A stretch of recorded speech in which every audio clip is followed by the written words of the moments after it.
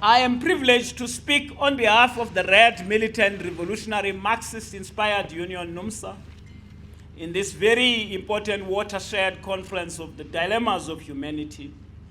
Our union firmly believes that there can be no revolutionary movement forward without revolutionary theory, and that the working class is the only class capable of carrying the revolution to its logical conclusion. We are a Marxist-inspired union because a trade union recruits workers not on the basis of their levels of consciousness. If you are a worker, you carry a scarf tin. If you are a worker, you are paid wages. You deserve and you belong, you are allowed to join a trade union. But we are a union that is inspired by Marxism and Leninism. We are meeting today to discuss how to pursue class struggle under a very difficult condition where the working class all over the world continues to be the victim of continuous deep, systematic, and structural crisis of capitalism and imperialism. Of course, this crisis has been deepening since 2008. We know now, more than any other time in history, that capitalism as a system has no solution for problems that confront humanity. We are more resolute that it is inevitable that we must advance to build a better world, a struggle to advance humanity, and a struggle to build socialism against the greed of the failed, rotten capitalist system. A system that is dependent on looting and plundering nature and oppressing and exploiting the working class, who are the producers of wealth.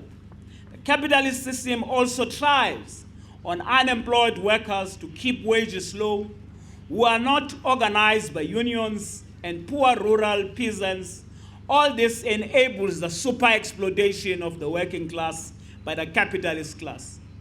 In South Africa, we can go back to history here, right back from the Union of 1910, which is why the ANC had to be formed in 1912.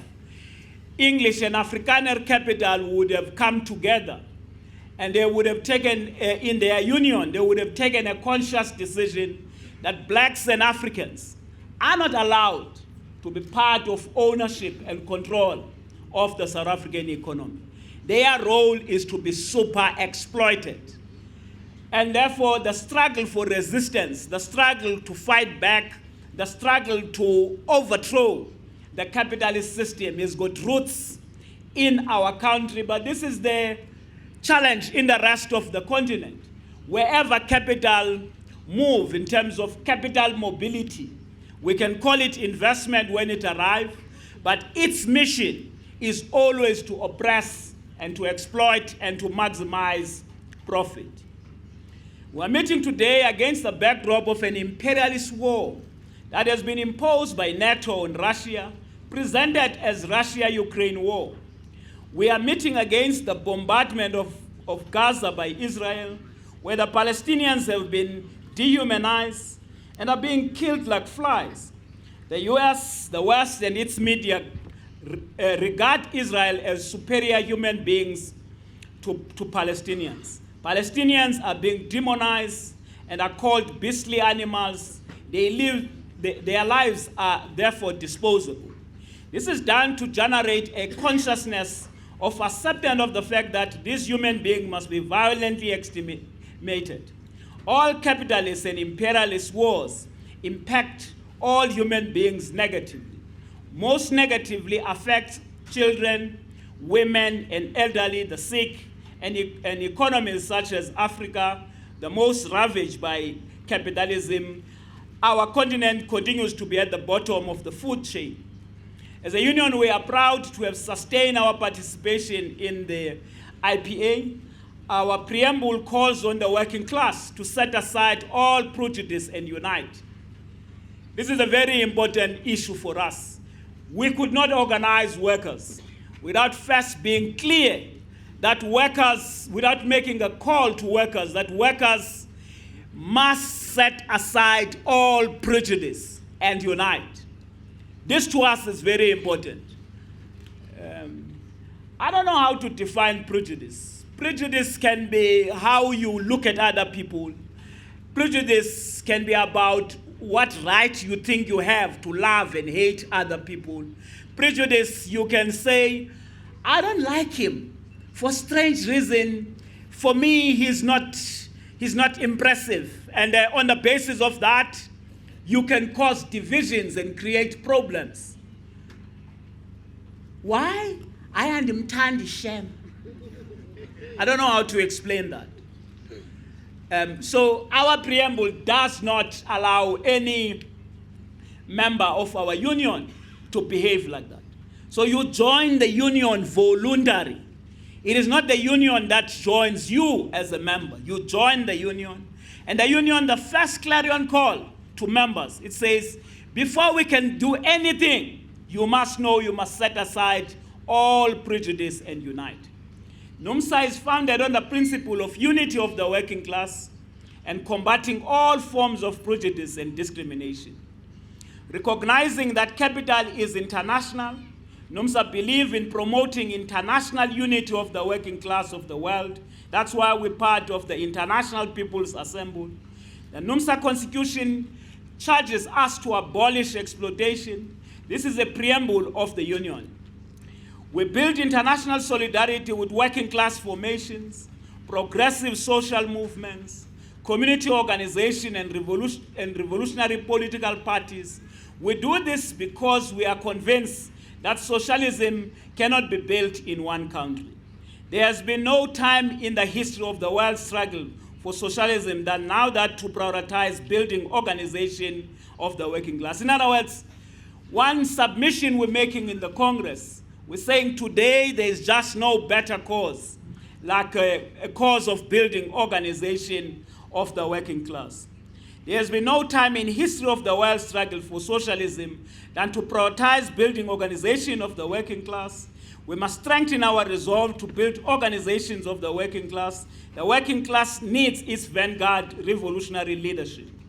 The working class must produce its advanced organic and intellectual detachment that subordinate itself to the pursuit of socialism.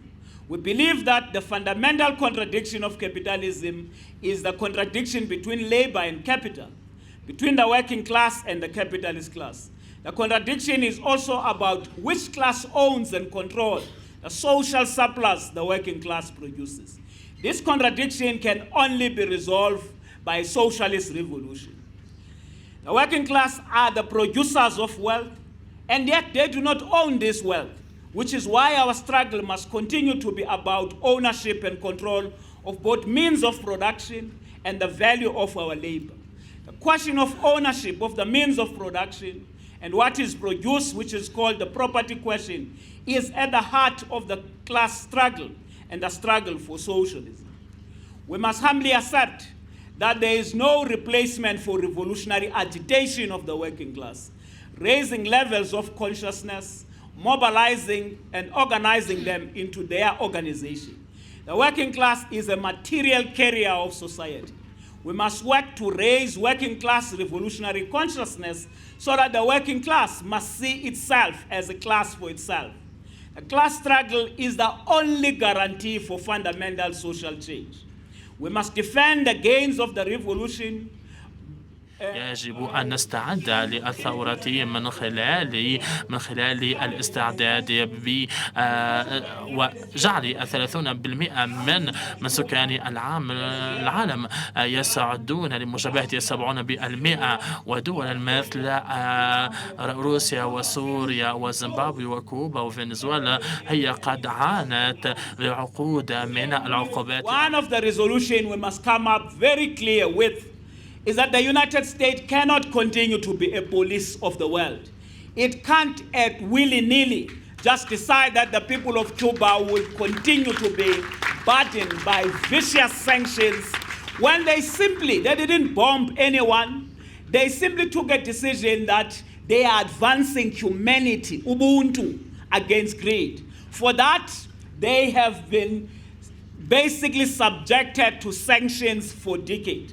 So this conference must actually make an issue about this fundamental. And we must focus to US, we must challenge Biden that it is about time that US must step back and stop these sanctions that are basically continuing to impoverish Venezuela, which is rich, which has got all resources, which can smash poverty, which can be part of international global struggle for solidarity with the people of the world.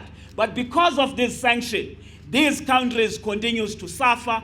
Our comrades from Zimbabwe, they continue to be subjected to poverty, unemployment, when that country is very rich. For simply Mugabe gave them enough chance to say, address the land question. When he moved in, they decided to punish Zimbabwe. South Africa itself is under threat of removal of AGOA because of our political posture of taking neutral stance on the NATO war against Russia. How then do we build organization of the working class?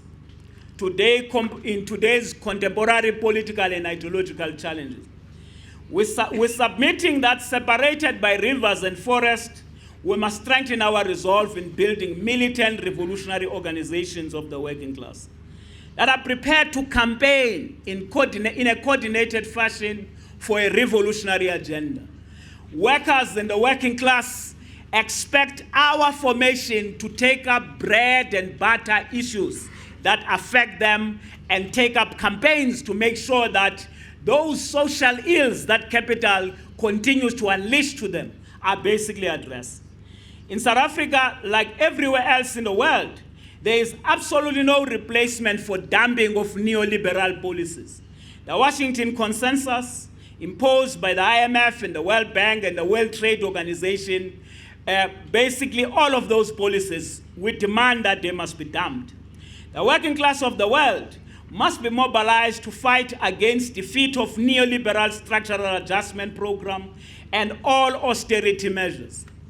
The world working class must fight and win the struggle for free quality education, decolonize socialist education, and healthcare, among other things. We must fight for a socialist ownership of land, decent housing, free and reliable electricity and water. Capitalism reserved the West and inferior infrastructure for the working class everywhere in the world. And yet it is the working class who build this infrastructure. We must aim to change this reality. Ultimately, we must not only fight for a revolutionary socialist agenda, but we must also aim to win the hearts and minds of young people, women and people of all sexual orientation. Can I repeat, of all sexual orientations, and all their rights must be protected. Traditionally, working class revolutionary organizations have not paid sufficient attention to the role and power of arts. This is very important, comrade things. We might probably recall you from China for this. Traditionally, working class revolutionary organizations have not paid sufficient attention to the role and power of arts, sport, culture, film, theater, music, and today's social media as tools and resources for organizing the working class must be utilized. So we're saying we need to break new ground, comrades, in this particular front. It is about time our working class organization also prioritize formation of choirs, sports, clubs, theater groups, political museum, art clubs, music clubs, and so on, as an integral to the working class struggle against capitalism and for socialism.